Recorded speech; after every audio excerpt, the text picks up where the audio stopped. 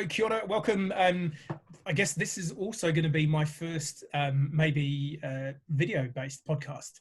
So, you know, Ooh, celebrations. Crisis, yeah, everything goes crazy. So, yeah, this is normally all my episodes on the podcast have been audio, but hey, let's go video. So, with me this week, I have the amazing Rieke Cordon. And where are you based in the world right now, mate? Because I know that you've been traveling a lot recently. Well, Bali at the particular moment, but this has been more of a vortex that has kind of sucked us in here. So we've been here almost 3 years for the most part. Oh, right after you left. It was actually, yeah, right after we had left New Zealand for meeting you, we stopped at Bali on our way over to Thailand and ended up doing a plant medicine journey here to be mystic about that. And essentially got the inspiration to stay here, not move, and get grounded and follow on this inspiration that has led us to this conversation today. Very cool. So Bali's a magical place. So, because we were just talking before we started, we were trying to work out when we first met, and it would have been, we think about 3 years ago. And I was trying to that has to be it. I was also trying to remember who introduced us, because there was someone who was like, "You two have to meet." And I remember we met at a restaurant in Christchurch, and you Yannick. Yannick. Yeah. And then he was our connect. Yeah. He connected me with you and with Michael Mail. So that's how that whole like ring got started. That's crazy. So shout out to Yannick. I completely forgot. Yeah, and then that connection with Michael is what led to Seeds. So, you know, Yannick is the connection that brought us together and on my life path now. So shout out to Yannick. So guten Tag to Yannick, wherever you are in the world, buddy. I'll give you a call later. So we met about 3 years ago, and yeah, I guess there was just some mutual ideals, some thoughts, some concerns, some challenges that I guess we were on similar wavelengths. I'd say you're probably further ahead on the journey than I am in terms of development down this path of more purpose and connection. And I definitely hold you in esteem and someone who is guiding a lot of people on that journey. But I mean, maybe just start off, give us a little bit of a background of like where you came from, because I think you and I actually have quite a similar story in many ways as to where we came from, and the path that we're now on. So maybe just give a short version history of where you came from, man. Yeah, right on.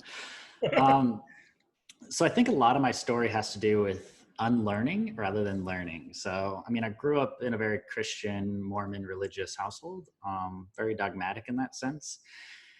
And my first part of my learning was questioning that, being rebellious. I had a rebellious nature, but I didn't necessarily know why. So I was rejecting things, but it was the rebel without a cause. And that was the first part of my life. And that kind of led me into rebelling against the standard institution of university and joining the Marine Corps. So that was my, rebel way of saying, forget about this system. But then I kind of forgot that I was then opting into another, even more controlling system. So that didn't really occur to me until after boot camp, where I was like, crap, what did I do? Perfect. So, like all rebels join the US Marine Corps. Yeah, right. Not my wisest move. So, I rebelled against like the religious underbreaking just to step into that military context. Then going through that very rigorous 3 months of very intentional indoctrination, and then having to actually see how that process works, like how manipulation works at that level. It's very, very tailored. I mean, they have centuries of being able to like really hone what boot camp is designed to do, which is, designed to break down your identity and reconstruct that identity into something that they want, which is, serving the nation state, protecting God and country, and that sort of thing. So that was a very interesting turning point for me. And then I went through that, and what they were telling me, and the indoctrination was all about a certain narrative and story, which fell apart very quickly when I went to Afghanistan. So they're telling us the story about the people who live in Afghanistan, they hate our freedoms and all these things, right? And then you get there, and they're just some of the most beautiful people I've ever met, just very kind and innocent and very childlike. I mean, there's this scene that's always burned into my mind, and there's about like an 85-year-old man, huge gray beard, and he's got his friend with similar age, massive beard, and they're just standing on like one leg, kind of wobbling and laughing and like pushing each other. And it was just this image of just pure innocence. And this was the Afghan army that we're helping train. And in that moment, I was just like, these are just very kind people. What are we doing here? And that's where I started questioning the entire narrative that I've been told about, the nation state indoctrination. So the first thing I had to like step out of was that religious indoctrination. And then the next one was now this military indoctrination I have to step out of, which started this whole process of, you know, understanding indoctrination, how it looks and how to step out of it. So that started unweaving quite a bit. Then I started having to question like the nation state as a whole. But, you know, in Afghanistan, actually, I didn't want to be in the standard military anymore after I learned what they were doing, because I was actually on a path to do special forces and I was training to do that. But, you know, once I came to realize that I didn't necessarily want to be a mercenary for this cause, but yeah, I still had a contract. So I went and talked to the career planner and they came up with this idea of like, why don't you go do embassy security? It's like, cool, you know, travel the world, go hang out at embassies. That sounds like a good gig. So I ended up applying for that and getting through, and then did another about 3 years guarding embassies across the world. And that gave me a really clear and cogent insight into how the State Department operates and how the US empire, and I call it an empire because it essentially is, and why they exist in all the countries that they exist in, how the, you know, what is the real purpose of embassies across the globe. Now, without getting into that too much, that's where I started going down a lot of different rabbit holes, because, and ironically, they might not even realize this was happening, but they put you behind a computer and they say, you know, wait for something bad to happen, but then you get this free access to dive down into whatever rabbit holes that you can dig into standing behind the internet. So now with my idea of questioning everything and realizing that, hey, you know, these systems aren't necessarily systems that I want to be in anymore, and that started me down, okay, what systems do we want to be in? Like, how does this system actually operate? Like, how is our civilization designed? Like, what would be a more beautiful way to, you know, set up civilization? So I started learning about, you know, intentional communities, eco-villages, permaculture, and this idea of self-sustainability movement, and how we can just get a bunch of people with a like mind and go move off the grid and set up our own way of living and being. And that was a very attractive vision to me at the time. So that was one that I was holding on to very deeply when I was with you. But anyway, so I got out of the military and got a bunch of friends together who shared this same vision. We moved down to Central America, bought a bunch of land in, you know, the middle of the rainforest. It was really intense land. I mean, there's Mayan ruins on it and howler monkeys, and it's just dense bush. And that was a fun journey. But long story short, fortunately, that didn't actually work out. We couldn't own the land, and there's a whole bunch of legal complications, and that project ended up falling apart. So then I stepped into, okay, like what framework do we need for intentional communities to work? So then I started, you know, this whole path of learning about intentional communities, visiting different eco-villages and permaculture projects, and trying to figure out what's the framework for success here. Because about 90%, sometimes even higher, of intentional communities fail. So what's that 10% doing that succeed? What's the special sauce? You know, how do we make decisions together as a collective? Like, how do we manage finances? How do we like organize and distribute resources and voice and value throughout a system that makes sense, that encourages people to want to be a part of this? So that was kind of the second part of this journey is, you know what, moving off grid and hiding on like, you know, a farm in the middle of the jungle, that sounds like a good idea, but that's not actually going to shift the story. What will maybe shift the story is giving people tool set. You know, like any type of neighborhood or suburb in the States can take this tool set and turn their little suburb into an eco-village and actually start sharing resources. Like, what's the framework to help them do that? So that started this idea of like our neighborhood, and we ran through that for a while too, but also there's a huge amount of friction. People are pretty comfortable with what they're doing. They don't want to move into a different neighborhood. Like, they don't know their neighbors. So it's like, you know, after a couple of years of trying to like really, you know, drive that narrative, we're also getting a lot of resistance. And this is when I met you, as I was talking a lot about eco-villages, community, building that and putting it together. And it's a beautiful idea and I love it. But it wasn't really working out. So, you know, during this time, I was doing a lot of personal transformation and trying to get in tune with myself. So using a lot of those same ideas that the military taught about how to break down and deconstruct our identity. So that same process, you know, I started applying to myself very intentionally. So like, how do we just kind of remove our identity and kind of keep this process of shedding and trying to get back to like the foundation of who we really are? So that brought me into like fasting and breath work and all these other very, you know, esoteric and powerful forms of identity recreation. Anyway, it was through that, came to Bali after I met you and started doing a lot of breath work. And, you know, that's where I got the inspiration for this next phase of what could help humanity transition. Because that's been the whole theme of this time since the military is, you know, this empire process, it's not working, it's not serving humanity. And I don't want to bring kids into this world. So how do we create a system that I do want to bring kids into, that I will be You know, I could be telling them bedtime stories about how awful it used to be, not trying to justify why the animals they see on TV don't exist anymore. So like, how do we change that story so I don't have to try to like lie to them? So that's been the overall theme. And it's always been trying to like reconstruct my identity to get more and more in line with this vision that wants to be born. Like this vision for a new, beautiful world that I think a lot of us are serving in a different way. It's just constantly been a realignment process to that. And yeah, anyway, going down a lot of holes there, but I'll probably stop at that point. Oh man, that's super cool. And I mean, I totally agree with everything you're saying there. And that was, you know, I guess the military side of things was where we had that same experience. I guess I was fortunate enough in many ways that I left the army. I mean, I got discharged about a week before my old unit got sent to Iraq. So, and this was like sort of just before Afghanistan kind of all kicked off. So, and I remember ringing the adjutant from Heathrow Airport and just saying, hey, just making sure all my papers, like it's all good. Yeah, I'm about to get on a plane. You know, you're not going to be sending Interpol after me as you know, got AWOL. And he was like, no, have a great time in Australia. And I was like, yes, I'll be in Australia, not New Zealand. Definitely send them to Australia. I think I had that.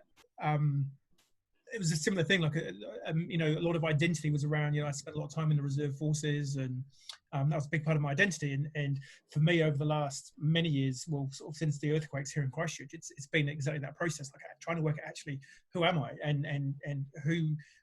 Like, what is the closest, most authentic and soul-driven version of Tim Jones, if such a thing exists? And for me, that is like the essence of purpose work. It's like actually just try and work out who you are at that most basic level, and what do you stand for, and how do you contribute to transforming this planet. And I love your twist on that, you know, because I've got a young daughter, she's 7, and that's, I guess that's what's driving me, is like, I want her, when she turns 8 next week, in 10 years time when she's 18, and we kind of hand over the metaphorical keys to say, well, you're kind of in charge now, you're an adult. I want this place to be a bit better than it currently is. And that's what drives me. So super cool. So yeah, so I mean, on that journey, you're in the Marines, you're looking at the special forces. Was there like a specific moment that you had, or was it just like a series of micro moments that kind of led you to just go, what am I doing here? Yeah, it was definitely micro moments and a series of unravelings. I mean, to be fair, I was never doing the special forces because of God and country. It was more, I wanted to push my own boundaries. So it was like, how far can I go? Like how, you know, what kind of pressure can I put myself through? Like what stress could I go through and live and thrive through? So that was what was really driving me, is I really liked that idea of excelling and achievement. So that's, you know, why I chose to do it. But then I realized I can get that sense of achievement and I can excel in other areas, and I don't have to be a mercenary. So it was a very easy switch once I realized that it's like, hey, you know what? My morals actually aren't aligned with this, you know, what's behind this, and I can go achieve those things elsewhere. Now, there's also that, you know, masculine part of me that just liked adventure. So, you know, that made sense to go move to the jungles of, you know, Central America and get that adventure. So, you know, you could get that adventure and achievement without being a mercenary. Totally. And I think that was probably something that was driving me a little bit. It's like, you know, I guess the expression of the warrior archetype, isn't it? It's like, go and do something, go and be warrior, you know. And I guess if you're in a indigenous tribe where you get to go and do that by, you know, foraging and maybe killing an animal every now and then to feed the tribe, you know, that's a more visceral expression of you doing that. And I love what you're saying, that, you know, the alignment to the articulation of who you could be. And again, I think that's a really critical part of purpose. It's like many people are perhaps articulating their purpose sort of badly, as it were, you know, in the wrong area. And it's like, if you get that full alignment, that's when, you know, it all becomes so much better and easier, and you are, you know, you're contributing to something that actually matters rather than something that you don't think. So that's, yeah, all very, yeah. very cool. And I think it's critical that we're self-authoring. So we have these different archetypes where we want to achieve, like that warrior archetype, but currently there's the dominant system that's manipulating that archetype to, you know, convince people to go to war and fight for its causes. But that warrior archetype doesn't actually have to be violence-based either. Like right now, I think that's manifesting in me and others, and I believe you, in this idea of, you know, we're warring against the system that we're brought up in and that we're born into. So it's not even like humans versus humans. It's this system that no human alive was actually, you know, part of the foundation of these systems. We're all born into them. So now the next war, if we want to look at it that way, or the next, opportunity, the next thing we could achieve, the next challenge that we're taking on is like, how do we overcome these systems that we're born into and create new systems? And that's a very daunting task. And it's requiring us to show up fully present with all of our resources and our, weapons, armor, however you want to look at this, and show up to this, fight in a very loving way. And that's kind of where I think this evolution is that we have to take the wholeness of ourselves, which isn't just that warrior who's barbaric, but that lover too. And that elder and that wisdom keeper, and bring all these elements together in this cohesive whole to then show up to this new challenge and opportunity that humanity is facing today. And I mean, there's nothing that excites me more than this possibility of us being able to rewrite the human story. I mean, that's the opportunity we're experiencing right now. I mean, COVID-19 is like been the most, I hate to be so optimistic about a crisis, but it's provided humanity this opportunity to just stop and rethink everything we've been doing, which has been so critical for us, because humanity was just stuck on this course of like driving off a cliff, and we needed something to just slam on the brakes and be like, whoa, time out. Where are we going? Why are we even going there? Like, what is the point? Because humanity has no point right now. There's like no purpose to what we're doing. And I think we just need to like slow down and actually realign what that purpose is, change course. And that's the opportunity we have right now. Now, the status quo has its course correction, which is more measures of control, more lockdown, like more power to the central government, like all that stuff. So they're trying to put that path out there. But I think it's also a time where humanity could come together and say, you know what, we've been trying that path for the last couple of centuries and decades, like it's not working. Why don't we try something radically new? We have different tools now that we've never had before. We could try a completely different course. And this could be that moment in history where things switch, like the Black Plague brought about the Renaissance and the Enlightenment period. Like, what does COVID bring about? Is it just another pandemic we look at, or is it a turning point? Is it a tipping point? Love it. And I think integration of all the different archetypes. I mean, I guess that's the ultimate, isn't it? I guess in most religious belief systems of different types, the archetypal figure is the figure that has combined all the archetypes to create the fully centered human, who is a bit of everything in balance and knows when to apply the right part of the archetype to get the right result for the best outcome. And I think you're right. If you stepping back from the potential medical disasters and the deaths, stepping back from certainly the financial pressures that I think a lot of people are potentially under, but I think we'll get onto this when we talk about seeds and the stuff you're working on now. Like the financial stuff could easily be solved in many ways to allow people to not be under that pressure. But I guess I've been pondering on this myself, because it's like, how do I, and the last episode I recorded with Zach Maturio last week, or a week and a half ago, we're talking about, how do you talk purpose in pandemic? Like it can sound maybe a little bit preachy, you need, if you don't have your purpose, you'd be more resilient and da-da-da-da-da. But it's like, I'm going to finish writing the article tonight. Crisis is the ideal time to find purpose, because it reminded me also what you're saying with the military training. It's like you need that shock and awe event to break you down to who you are now, currently at your core, to then kind of go, oh, actually, I don't necessarily like all of the parts of me right now, and I don't like the direction I'm currently on.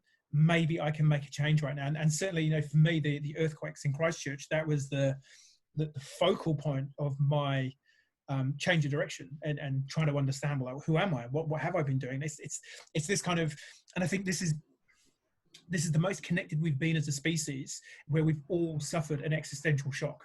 And I think that is really interesting, because, like you say, on the back of this, we're really connected. We can collectively choose a new way of doing things really, really quickly. And just the last one I'll add on to that is one of my favorite examples I like to use was, I think it was in 2018, a group of Japanese scientists landed a robot on an asteroid in outer space. It's like, when you put into context what humans can do if they choose to do it, like we just need the will and the desire to go there. So what do you think is going to help us do that in your mind?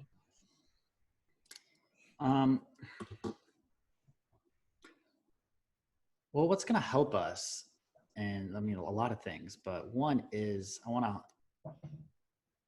I want to mimic something that you just said about crisis and purpose. And I think crisis is actually required to find purpose. And this is what, you know, the rites of passage ceremony is all about. You know, tribes have been doing this since time immemorial, some say.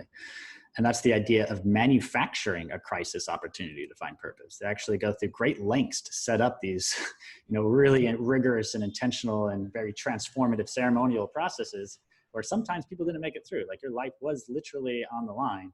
And that needed to happen for you to have that existential crisis moment to break down that identity and rebuild it. So, you know, it's not like we're trying to look at the silver lining here. It's like, this is necessary. Humanity needed to go through a collective crisis in order to change our birth. So, and it's the same thing with any type of medicinal journey. You hear about a lot of people who go through different, you know, healing processes and journeys, and the most potent of them all had some type of massive crisis, whether it was a mental breakdown or some darkness that befell them or something that helped them, you know, go through that process and see the light, so to speak. Yep. So I think what's going to help us is currently where we're at. I mean, humanity has this pause. There's a lot of people online. We're talking. People understand that, hey, there's a possibility that exists right now. And I think the last step that we need to learn as humanity is how to cooperate. Like, how do we actually weave all these different, you know, pieces together and actually, you know, rewrite the tapestry of civilization? You know, all the pieces I think already exist. They just need to be weaved together. So I think that's, you know, what's going to help us right now is the collaboration, coming together with all these disparate movements, saying like, hey, what piece are you playing? Okay, I'm playing this piece. And to look at it in a really fun way, because it is a game at the end of the day. I think, you know, this is my view on it. I think we actually manufacture all of this because humans love the story of the underdog. And, you know, on a very meta scale, I think we're designing this on a collective level so that we could show up to the challenge.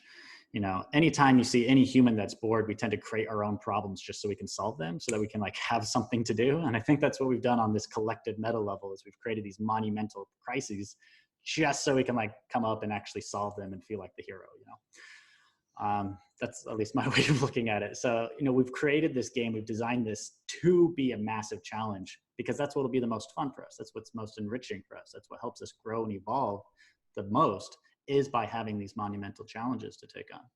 So I think if that's, you know, if we look at it as a way of, this is what we signed up for, like, this is what we wanted to do, this is why we're here, then I think it creates a lot more enthusiasm for this next phase, rather than having a lot of fear and doubt and uncertainty, which tends to retard our actions. We can have a lot of, you know, excitement and energy and passion for this opportunity that we have, so that we can move forward through it in a way that's more joyful and fulfilling. Because I think that energy is going to be required to actually bring about that more beautiful world that we want. Because if we go at it in a state of fear and, you know, depression and anxiety, then that's what we're bringing into that new world, and we're just going to have a revolution. So revolution is just a revolving, you know, same thing, different story, different way of looking at it. You know, everyone's talking about a revolution, but, you know, what I'm serving, I believe, is more like a renaissance, which is a paradigm shift. It's not a revolution. It's a breaking down of that whole image and then rebuilding it up. And that's a very, very exciting prospect when we look at it from the fact that the old one was not working. So if we go back to, you know, what we had before that wasn't working, so we don't need to be fearful of losing what was broken. You know, a lot of people have this fear of stepping out in an abusive relationship because they don't know what's next. But if that relationship's abusive, what's next is always going to be better than that. So that's our opportunity now, is we just finally broke away from that abusive relationship. We're sitting on our own, kind of crying like, oh my gosh, what's next? But then that moment needs to click on. We're like, wait, what's next? I get to create what's next. I'm in control of that now. Okay, what do we want to create? Love it. And that's so true. I refer to that in some of my work. I call it like the internal Stockholm syndrome, that, you know, we keep ourselves hostage in our own life that's maybe lacking meaning and purpose, because we're scared that what we might go to might have less. But actually, you know, deep down that it couldn't be any worse than what you've already got.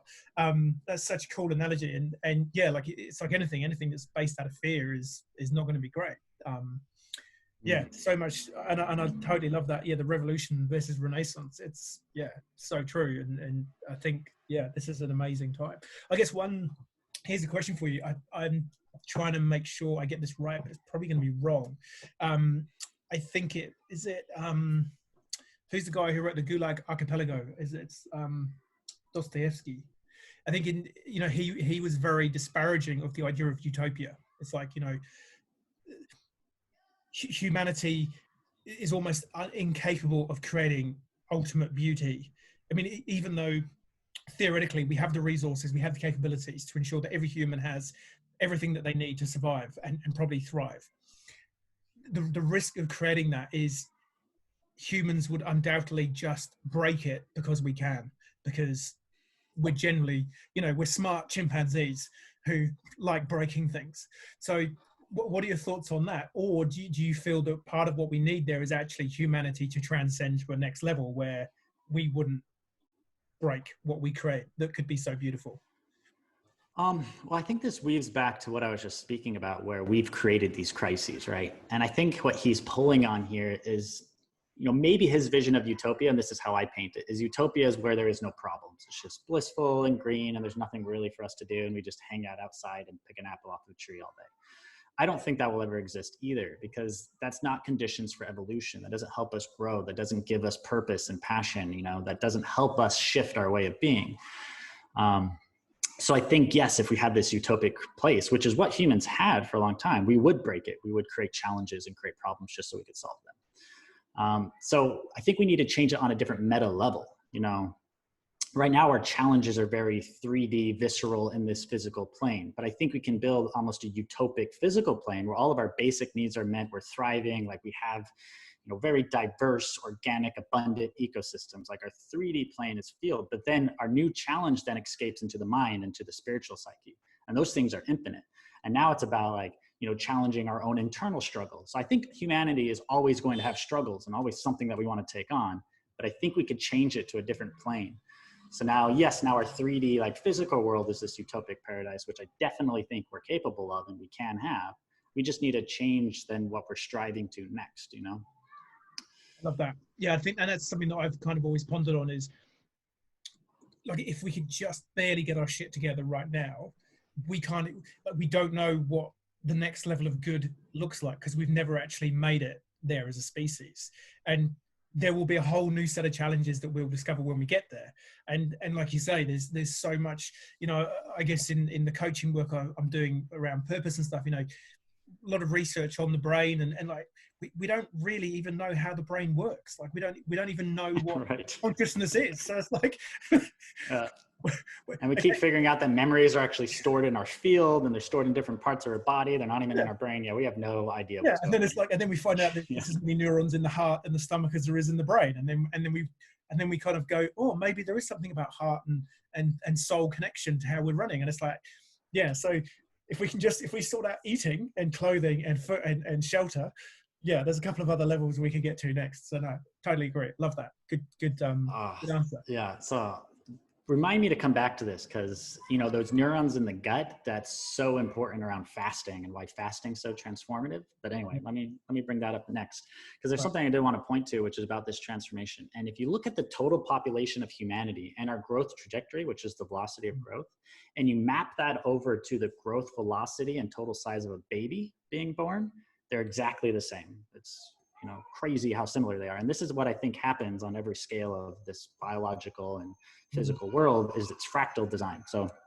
here's the idea here is a baby in a womb is exponentially growing and it's creating all of these structures that it doesn't actually need in the womb. It doesn't need lungs. It doesn't need legs. It doesn't need arms. It's creating all this stuff that makes no sense within the context of it being in a womb. Right? It's exponentially growing. It's sucking all of these resources from the mother. And if it kept growing and there wasn't a birth, it would actually kill the mom and kill the baby with it, right? But whether or not the baby's aware of it, it gets to a certain point where then a birth starts to happen. And, the world starts closing in on this baby. It doesn't necessarily know what's going on and this crazy chaotic period, but then boom, it bursts into a completely new paradigm where all the rules change. Now it's not being fed from an umbilical cord. Now all of a sudden it's breathing and air's coming in. It's just this entire paradigm shift that could not have been anticipated before that moment.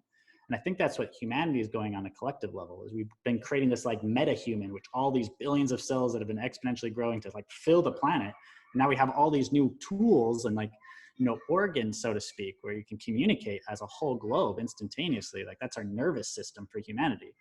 We've created all of these different structures that don't necessarily make sense in our limited paradigms mindset, but I think what humanity is going through is this like birthing process. And then the next paradigm that we step into, looking back, would make so much sense. It's like, oh, okay, that's why we have all this structures. That's what this was for. Okay, now it makes sense. Well, in this current period, all we feel is crisis. And, you know, that's what the baby experienced, like in the birthing moment where it's like crushing down and like going through this little hole, like that's all it's feeling is this like, you know, fear and pain and like, you know, torment, I guess, that's going on at that moment, which it doesn't necessarily understand. I love that. I think, yeah, there is so much value. You know, you have to look back, and I find it interesting, you know, the constant work I'm sort of doing on trying to work out who I am, who I could be, and what have you. And I loved studying history. And it's like, you know, the whole part of purpose and everything you're talking about, it's like, okay, no, why was that part of my journey? And it's like, when you look back on your own life, like what are the threads that you can pull together of parts of that journey that it's only when you look back that you kind of go, okay, actually, yeah, that really shit time in my life now makes sense in the context of who I'm now moving to be. Yeah, that's super, super cool. And again, it comes down to that kind of, you need that pain point, you need that crisis point, you need that moment of you know, the crisis. And from that, I mean, I've mentioned this in one of the other previous podcasts, like one of the only things I remember from chapel in school. So we used to go to chapel, I think it was like 2 or 3 times a week when I was at a sort of junior school. And the one parable I remember was the one about in the garden where the gardener is looking at tending the butterflies. And someone comes along and says, oh, why don't, you know, it's struggling, why don't you help it out of its chrysalis? And so he does that, and the butterfly that comes out is grey. And his basic, you know, the basic motto or the story was, without struggle, there is no colour and beauty. It's part of the journey, man. And I love exactly what you were saying about, you know, Indigenous rites of passage. And I think that's, for me, for guys in the Western world, I think that's something that's really, really lacking. It's like we don't get put through the right kinds of tests at the right time in our lives to create really good men. Yeah, just as an aside. Oh, I mean, I don't know if that's an aside. I think that's a focal point, because I think we're going through that on a collective level, but we need to do it as an individual level. And that's another incredible opportunity that we have right now. People who are being laid off, they maybe even can't afford to eat. Like, you know, that could look like a crisis or a problem. And in a way it is. I'm not trying to like downplay it, but what's possible right now is for you to do a fast. And what a lot of the rites of passage were, where they went out into nature on their own, within the weather, like weathering the environment, and then did a fast until they got their answer. You know, so many religious leaders from, you know, Jesus went out into the desert and fasted for 40 days, 40 nights. You know, X, Y, and Z religious leader went to the top of a mountain into a cave and fasted until they got the answer. And the reason why that works is because it has your brain slowed down, because your brain is so used to running so quickly. It has all of this energy based off your digestion. But once your digestion slows, then you start listening to the neurons in your gut and your stomach and all these different, you know, the different minds throughout your body that carry so much wisdom, that actually have a closer attachment to who you really are. You can start listening to those things. And it doesn't happen until you're like, you know, 7, 8, 9 days into a fast. And then it becomes so clear and your mind is so focused and calm that all of a sudden it makes perfect sense who you are, what you need to do. And then those questions that you're fighting over at the beginning of this that just seemed way too complicated to figure out just become obvious. And that's what, you know, the whole rites of passage journey is all about, is like coming to that awareness and that understanding. And that's a gift. That's an opportunity that all of us have. And if you're in this struggling position where you can't even afford to eat yourself, well, then that's also an opportunity to just start fasting. You know, so, you know, that could be looked at starving, but I'm saying like, this is your invitation to step into your own rites of passage and to go out there and say, you know what, I'm stepping into this. I'm having faith in the unknown, and I'm going to willfully step into this experience. And that's the difference between fasting and starving, is it's your choice. Yes. You know, fasting people can fast for weeks on end, but starving people, they'll die in a couple of days because they think they're going to die and they're using all of their vital resources stressed out, and it's like causing their body to burn up. But if you're doing it willfully and you're entering into it with a different state, then it's a completely different experience. It's sort of, yeah, you're manifesting your own outcome potentially.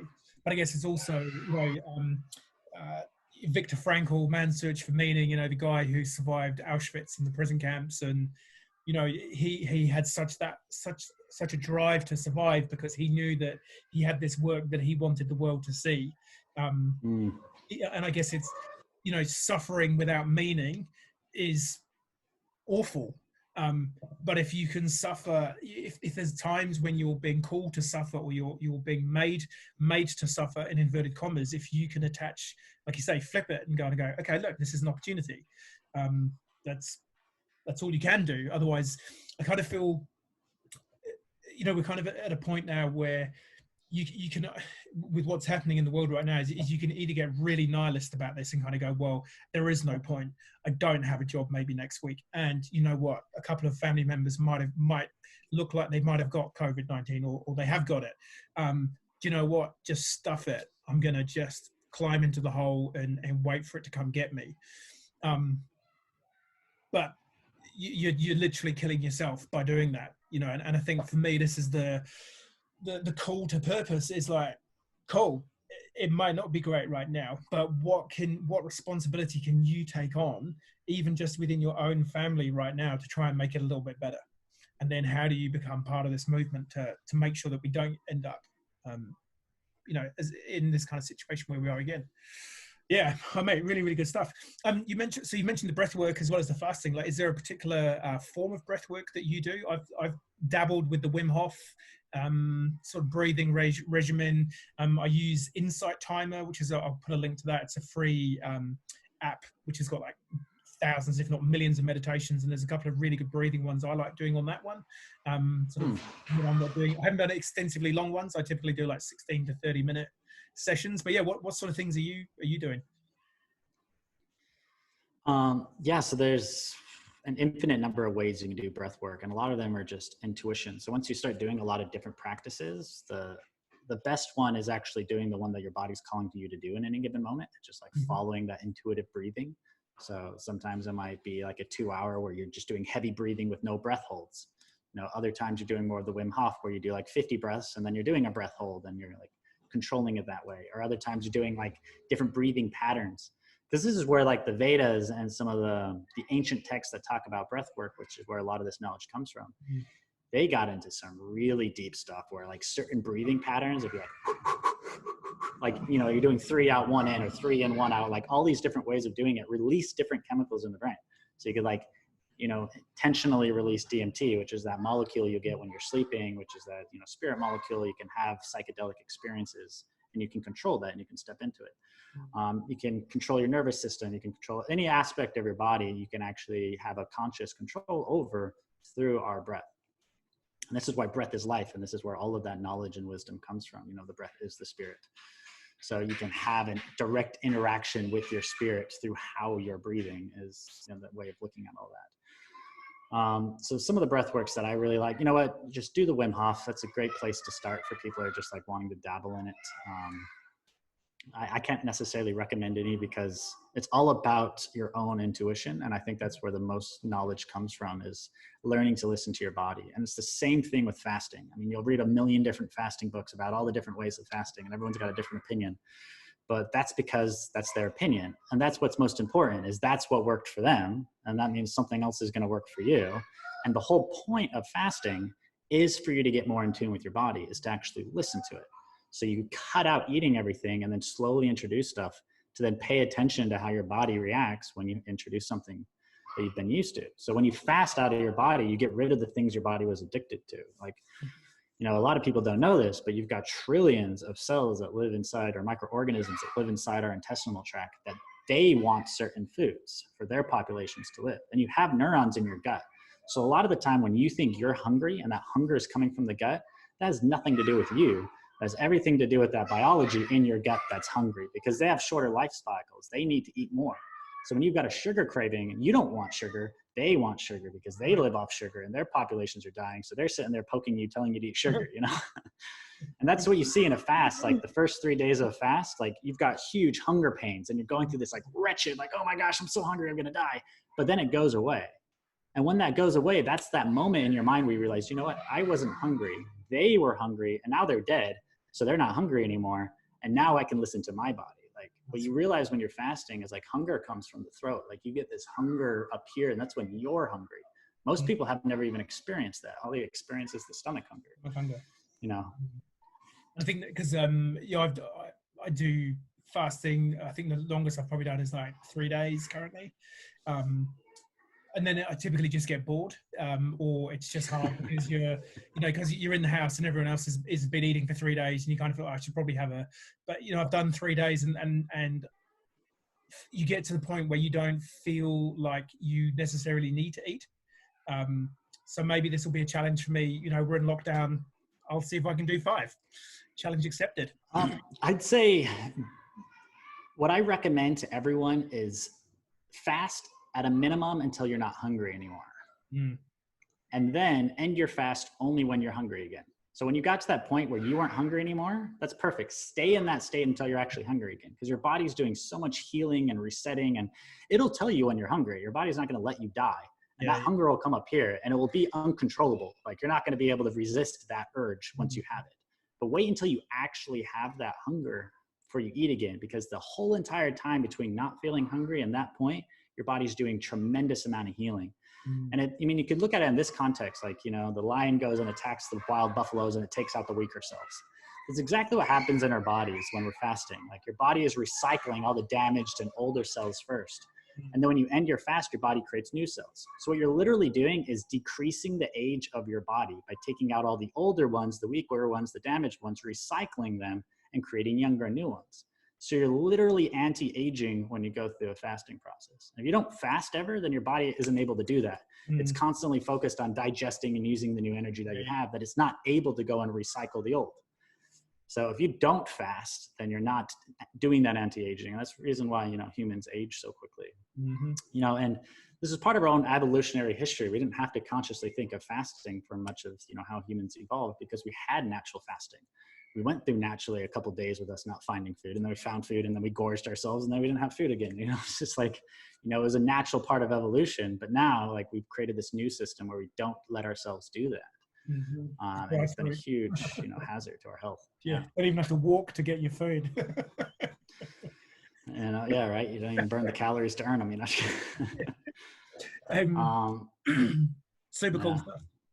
All right, so let's get into seeds then. So seeds is, well, I'm not even going to attempt to describe it because I'm going to do it badly. But yeah, I guess we've just sort of really reconnected more recently around this concept of seeds that you've been working on. So go at it. Tell us what it's about. So seeds is a tool set for humanity to create a different type of civilization. That's the entire purpose and point behind it. So when you think about civilizations, to help bring this into context, civilizations kind of have like their own tech stack. They start with agriculture. So a lot of the civilizations that have failed in the past, they failed because their agricultural systems failed. And currently ours is on the path for a catastrophe. If we don't change our industrial agriculture system, civilization is going to collapse. Full stop. Okay, so on top of an agriculture system, we have a financial system. And that's what directs and, motivates and rewards the majority of human will and attention. A lot of people are doing things for money. That's what pays money. That's what pays the bills, et cetera, et cetera. So this is what directs our collective actions. And then on top of that financial system, we have a governance system. And this is what controls that financial system. So these are our political systems, et cetera, et cetera. And then the political and financial system come together to make an economic system. So this is kind of like our civilization tech stack and what makes it up. When we look at the foundation to all of our problems today, they result from how our civilization is designed, from the very foundation of it. Our current financial system is subsidizing oil and gas industries at $5.4 trillion to make them cheaper than renewable energy. So we're dealing with this climate crisis, but our collective wealth and energy is going towards the problem and financing that problem. So everyone who's operating within the current paradigm, who's trying to shift the system, but using it within the system that's causing the problem, they're not going to be able to do it. It's like shooting yourself in your foot before you start to run a marathon. Like, it's just not going to work. We're stuck playing this game like Monopoly when we all want to play life, but we keep trying to like change the rules of Monopoly rather than just step up and walk away and play another game, Like, that's the rules of that game, and that's what's creating the outcome. Yeah. We cannot fix it within that paradigm.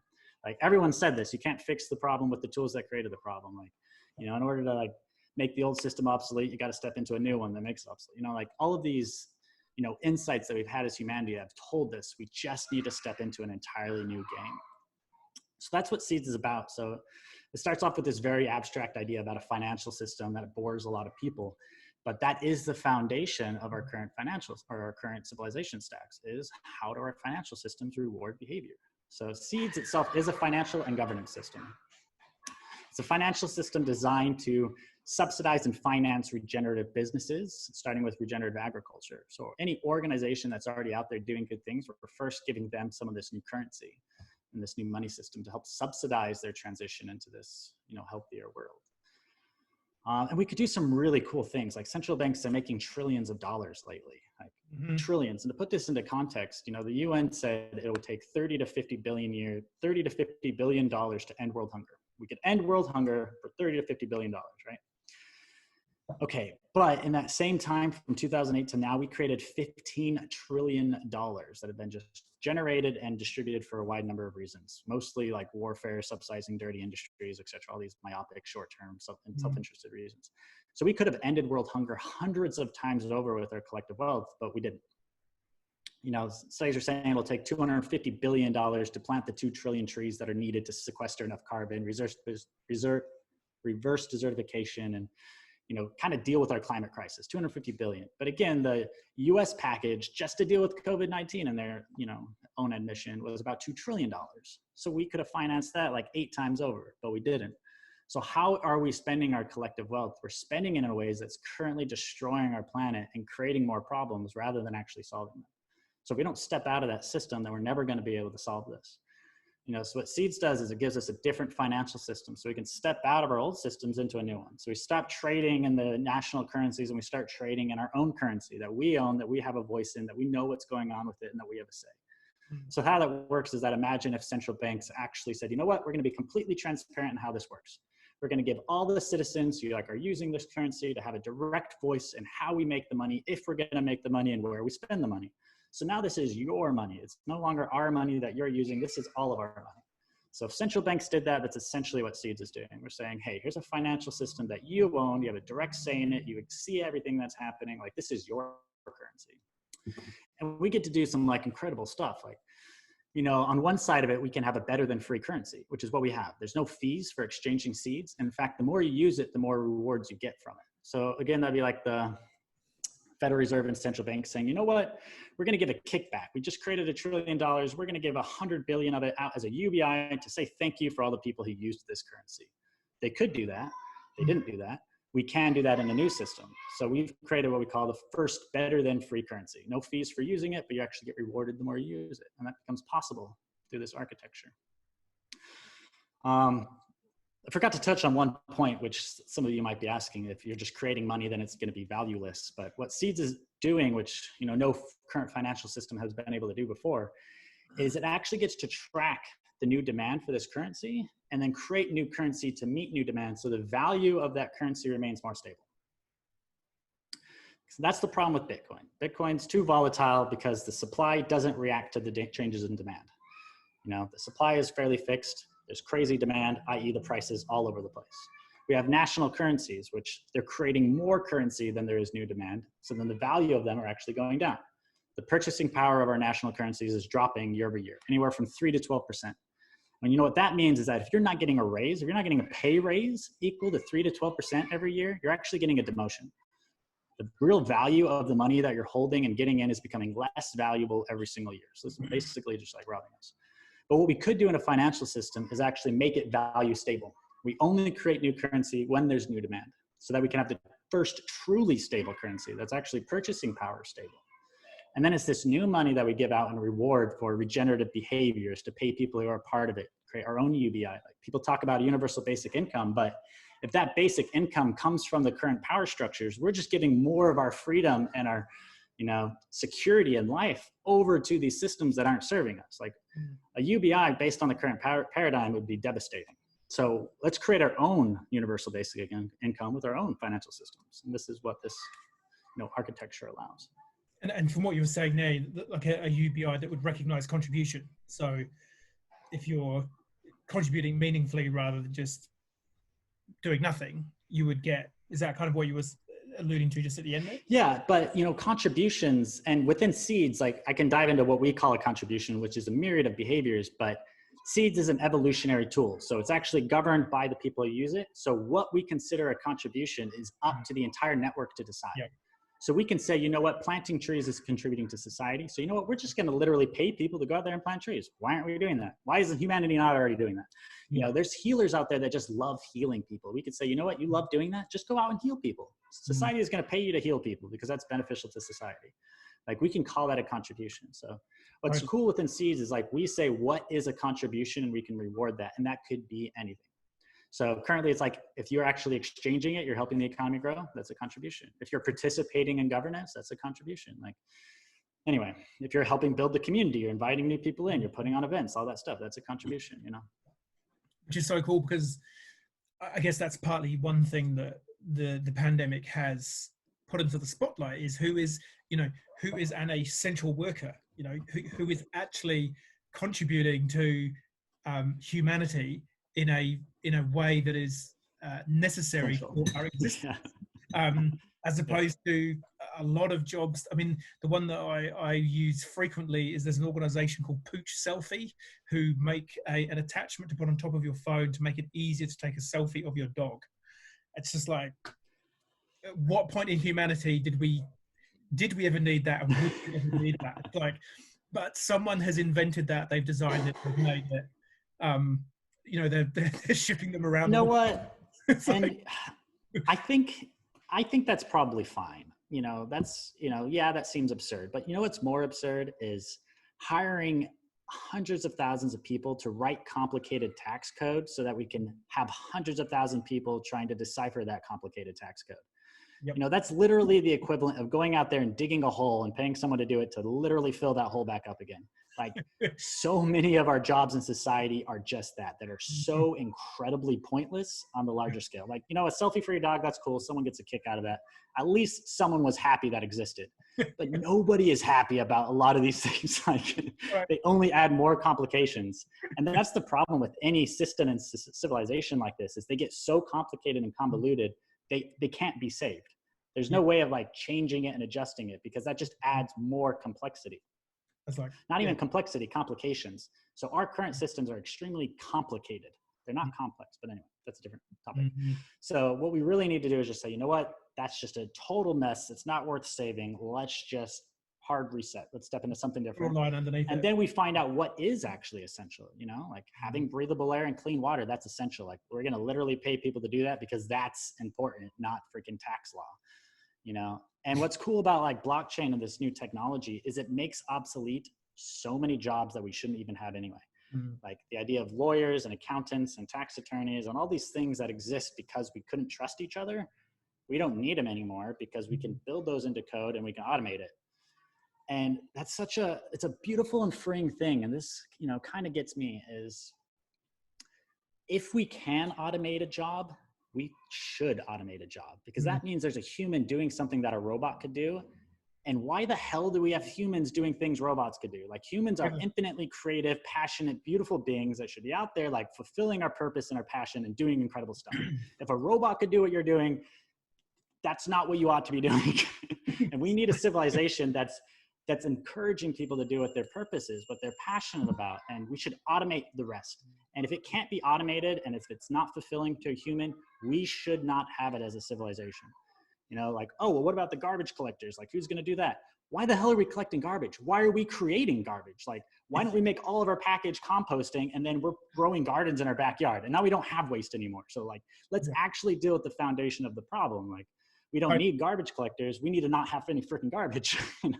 Totally. It's like, ask the better question, and instead of putting the Band-Aid on the broken leg, let's acknowledge the broken leg that's actually also part of a body that's been smashed up. And maybe, but just on the robot thing, I was talking at an event late last year, and at the dinner, at the event, I was talking to a guy called Liam Malone, he's a Kiwi former para-Olympian who I think he set the world record, got the gold medal for the 100 meters.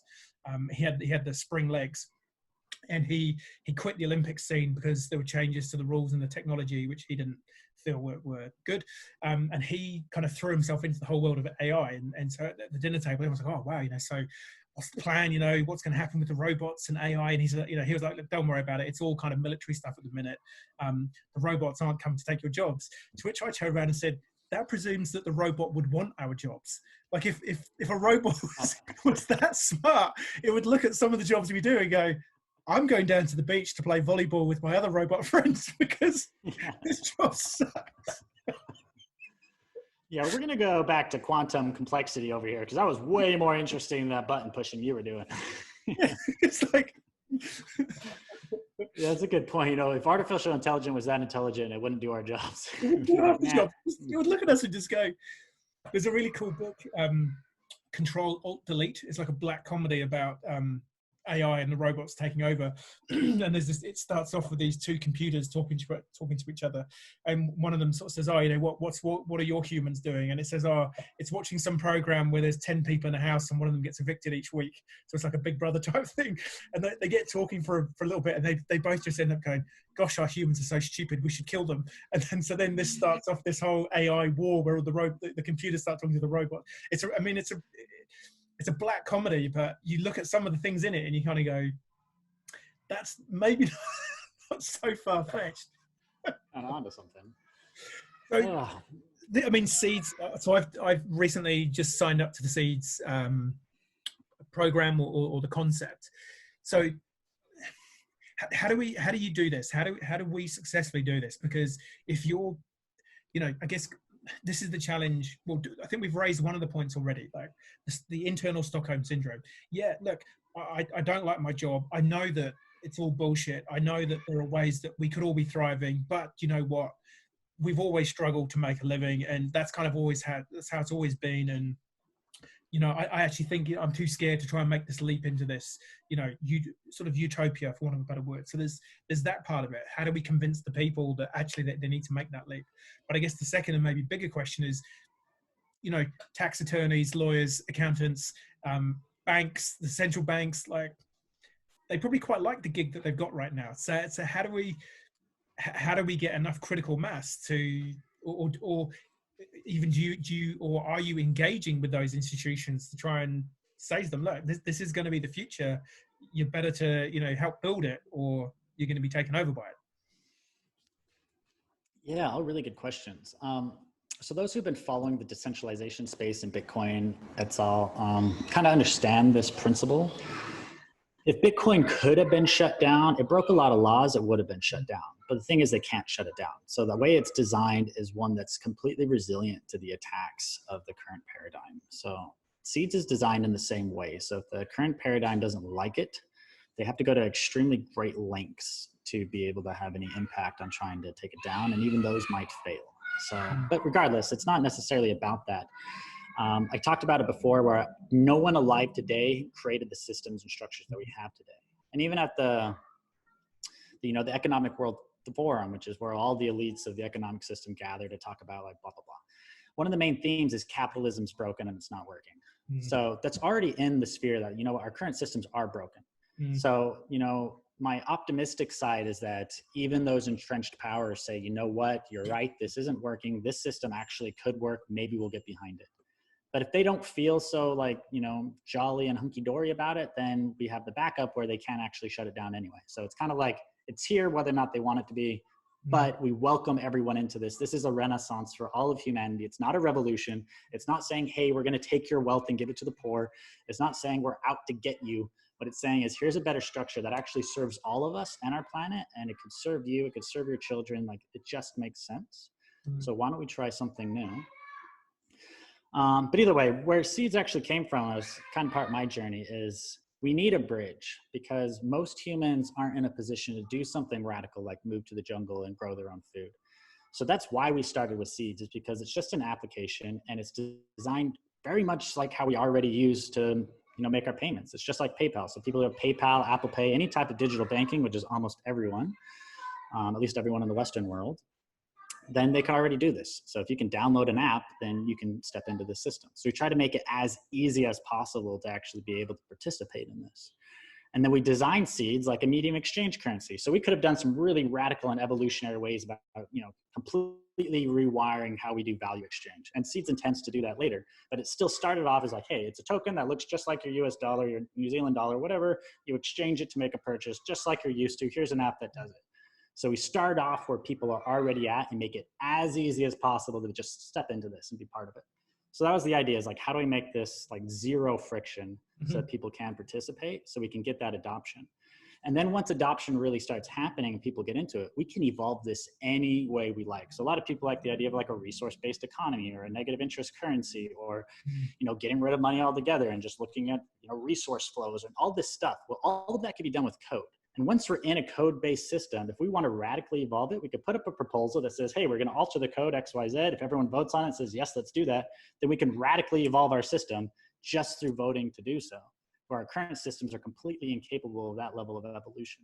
So what we do is we step into an exponentially evolving financial system that can actually respond and interact with our current like reality as it's shifting. But what we do is we start with where we're at today to make it as easy as possible for people to step on, and we make it extremely rewarding. So I talked about before about a currency that's either value stable or even going up in value relative to your national currencies.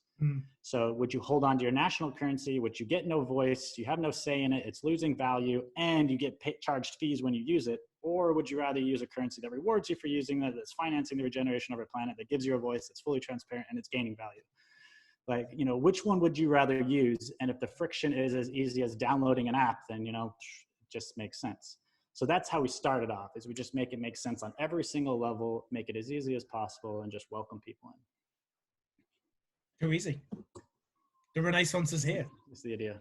Yeah, well, I mean, the Renaissance is here. It's just not fully distributed yet. And that's kind of where we're at, is all the pieces already exist. And that's kind of the other idea behind seeds is 35% of the initial token supply is reserved to give out as campaigns. So all the citizens actually get a vote and say, you know what, let's give out money for people planting trees or doing good deeds or participating in governance or anything. Like, they can come up with an idea and we can fund it. You know, but 12% is set up as grants for alliance partners. So all these organizations that are already doing good things in the world, all the pieces of this new world that already exist, we can weave them all together by giving all of them a grant. Say, hey, you know what, we appreciate what you've been doing. Here's some money of this new system. So what we do is we give financial self-interest to all of this movement for them to come in and like collaborate on something. Nice. Because now as the system grows, the grant that they receive grows with it. So we align all the financial interests of this entire movement all by getting behind one financial system to say, you know what, this is ours. We have more value here. We're in control of this one. And I think that just, it appeals to the way that we've been programmed to think with, you know, financial self-interest, like what's cheaper, what rewards me more. We use that same way of thinking to be able to like, you know, adopt a new model that could change the paradigm. Nice. Yeah. And that's such a cool way of approaching it, because again, and what you've said all along about, you know, this is a renaissance, not a revolution. It's, you know, we're not wanting to, you know, kind of destroy what's kind of already there. We just want to build better. And I think that was something that really took me a while to get my head around. Because I think when you first enter I don't know if this was true for you, but when you first enter the kind of that change period of going against who you were and recognizing some of the damage that some of the embedded systems are, you know, how they're working, like you do get a bit angry a little bit. It's kind of like, stuff you, old systems, and I'm going to get the big stick and I want to try and beat the old system. But people generally, I mean, other than lowly US Marines going through training or lowly infanteers going through basic reserve training, we have to respond to a big stick occasionally and someone shouting at us, but you don't tend to like it and you don't tend to like hanging out with those people. And I think that's been one of the big journey or learnings for me over, you know, me growing into who I am, is like purpose and doing good. It's about having the best party on the street that people just want to come and be a part of because it feels good and it is good.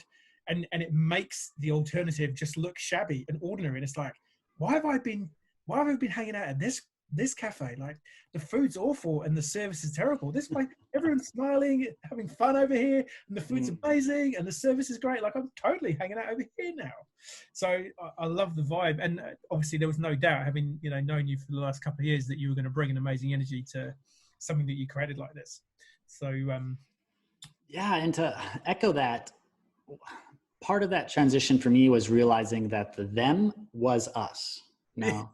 So it doesn't make sense to have a revolution and like come after somebody because they're part of it. They are you. And if you go after them, then it's kind of like the liver attacking the heart, because it's like, you know, the heart has cancer, so we're going to take it down, you know, like that's not how this works. We're not going to make it through if we don't all do it together. And man, I was in the belly of the beast, and the people in that, they're beautiful people. They're passionate. They care about the world. They're good people. They're just stuck in a shitty system. So, you know, they can come along with this journey too. I mean, we have to, otherwise it's, I mean, because that's so true. I mean, again, you know, utilizing my history degree, you know, the French Revolution started off with noble intents, but there was a period called the Terror under Robespierre. It's like, that didn't end so well. He you know, ended up with him being guillotined. It's like, in a revolution, everyone just turns on themselves. And I guess look at Russia in the Bolshevik Revolution. Yeah, it started off great. Hey, look, these people, they've got all the money. This isn't cool. But, you know, there's plenty of anecdotes and stories that showing that actually under, you know, kind of Tsarist Russia, most people were better off than they were after the revolution. So it's kind of like, oh man, that happens almost with every revolution. Yeah. So yeah, I think you'll. And I would actually combat and say I don't think it started off with good ideas, because, you know, embedded in all of them was, these people are bad, they're controlling us, let's take them down. Yeah, you know, so it had this military conquest mindset, which, you know, that's the same energy they brought to it. They brought to it with fear, anger, you know. So anyway, driven by highly egocentric men who clearly had some parental issues. And you know what? I would actually say there's probably a reason we focus on that in history rather than focus on the Renaissance type events. One, they're more entertaining and they're like easier to teach to kids, I think. And they're like a better story. It's much more gripping than, you know what, they all came together. They had this really intense, like, understanding process where they shared a lot of compassion. They understood how each other felt. And then they decided on a mutually beneficial arrangement that increased quality of life for all. And it's like, it's a boring story. Like, when were the heads cut off? But maybe that's part of, you know, I think there's a good argument to say, well, that is part of the system. The complex is, you know, we want to, you know, dare I say, indoctrinate you to the ways and beings of your nation and what made your nation great, and the suffering and the achievements that your forebears made. Because I always think it's interesting, you know, coming from the UK originally, and you know, I'm English, I'm bloody English, I am, and you sort of go, okay, so does that mean you're pre-Celtic, Celtic, Roman, Romano-British, Saxon, Anglo, Jute, Danish, Norwegian, Pictish, Scottish? Like, which part of English do you actually identify with? Because actually, and your surname is actually Norse. So which part of England? You know, it's like, and again, I think that for me, that kind of sense of history, because I'm reading a book at the minute all about like the Arthurian legend. So it's like a fictional historical novel building up to the I guess that truly dark age period where they think that the guy who was King Arthur existed. And it's just really interesting realizing that actually not that long ago, Britain was Roman. It's like in the scheme of things, like, and you forget that. You kind of forget that actually there was a large proportion of the population who were basically Italian. You know, or so we are all deeply, and we forget that a civilization that was never going to fail, it did, and now we hardly know about it anymore. And that's the same thing with ours, and it's going to go that same way. Unless some amazing people like you and the collective of seeds. Well, I think it's going that way anyway. The future I envision isn't one with nation states at all. And I would say that's like the evolution of humanity. Is we started off at tribes, which are pretty small. We moved to cities, we moved to nation states, and we've just kind of been expanding our sense of self and our sense of identity. You know, before it didn't expand out to more than 50 people, but now, you know, in Americans, though, I'm an American, which is the same as 350 million people. So it's just, you know, it's these steps of like what encompasses the I. And I think that next step is a global humanity. So we just get rid of the nation state concept altogether. You know, it hardly exists anymore anyway. It almost did when like manufacturing happened within states and they were kind of self-resilient. But now our entire global industry system is global. Like, our problems are global, our climate crisis is global, our financial systems are global, everything's already global. And, you know, there's a big part of the world that's like against the one world government and blah, blah, blah. And I get that. That's one path where it's like one world of control. That's terrible. But there's another path that's like one world of unity and a decentralized governance that we all have control in and we all have a say in. And it's like by the people, for the planet, like, then that makes sense. But if it's like, you know, by the secret people behind the freaking glass door that's making all the decisions, like blah, blah, blah. Like if it's this like weird, terrifying story where one person's in power of the world, then yes, that's an awful one world government. But like a one world government that doesn't actually have a government, we get rid of government altogether, because that's another weird institution that we have, is this concept that, you know, this institution can have power over another person. Like, Why do we even have that? Let's scrap that concept. That's the last rabbit hole. Is our government systems were designed hundreds of years ago, before we had the internet, before we had instantaneous global communication. So for people to actually get represented, they literally need to send Bob from the village to go represent them at the greater scale, or what? They're all going to hop on their horses, ride 4 days to come to the Coliseum together. It didn't make sense. But there's immediate feedback loop, because if Bob from the village didn't represent them, then Bob from the village got his ass kicked. Yeah. You know, so there's a feedback loop where we had a lot of incentive to actually represent them. So it kind of worked at the time. Yeah. But I would guarantee, well, I wouldn't guarantee it. I would very much bet that the people at the time, if they had systems today where they could vote digitally online and represent themselves, it wouldn't have even crossed their mind to have these representatives. They'd be like, oh, well, we can vote directly. That makes sense. Yeah. So that's what the new governance looks like, is that we don't have leaders anymore because we don't need them. So anyway. Really interesting. I still have this image from very early on in the conversation of you being in some embassy on the internet, checking out permaculture, and someone in the sort of CIA department going, fuck, so-and-so, who is researching permaculture? What even is this? It's just, anyone know a code word permaculture? Does anyone know what that is? You know, that crossed my mind a lot, like the rabbit holes I was going down on the embassy computers, but I loved it in the back of my mind, because I'm like, you know what, if they ever like actually followed through what I was doing, they would come to the same conclusions I did. So I'm actually doing everyone a service if they are tracking me. So let me help them out, you know. How do I like throw up some flags so they actually look into this? Like, okay, bomb, attack, good, search, now permaculture. No. Like, how do we get them to like accidentally stumble upon this new way of thinking, you know? Yeah.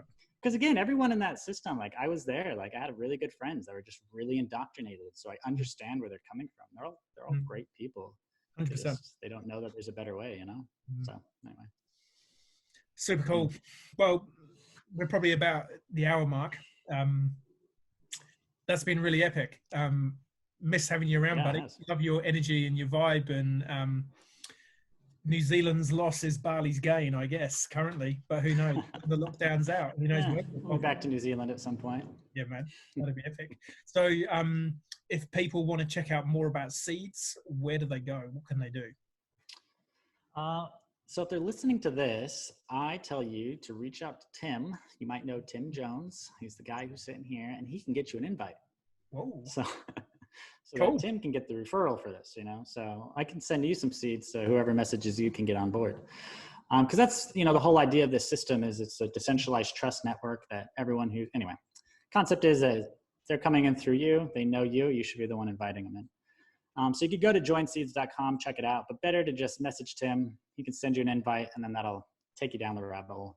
It's everything you need. Join the Mad Hatters. Yeah. Cool.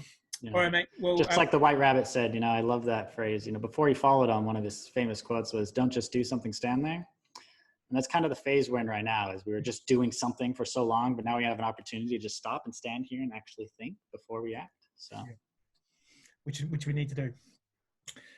And that's been really cool. Yeah, great talking to you. I'm sure there'll be a ton of value for people listening to this, and yeah, bring on the Renaissance. The Renaissance will not be televised. Yeah. Well, maybe it will. It'll just be on like decentralized platforms. Yeah, it'll be podcasting. Tim, brother, it's a pleasure talking to you. Really look forward to this again. And if you could do me a favor. Sure. Could you have a good day? Well, I will do it tomorrow because it's now 9:30. Yeah, right. Have a good night. Cheers, brother. Hey, kia ora, it's Tim here. Thank you so much for watching this video.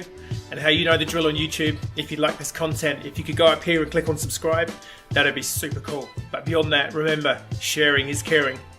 And if you did like this video, please also do go and check out some of my other videos and other content here. There might be something else that inspires you to go and pursue a purpose in your life. Thanks again. Catch you soon.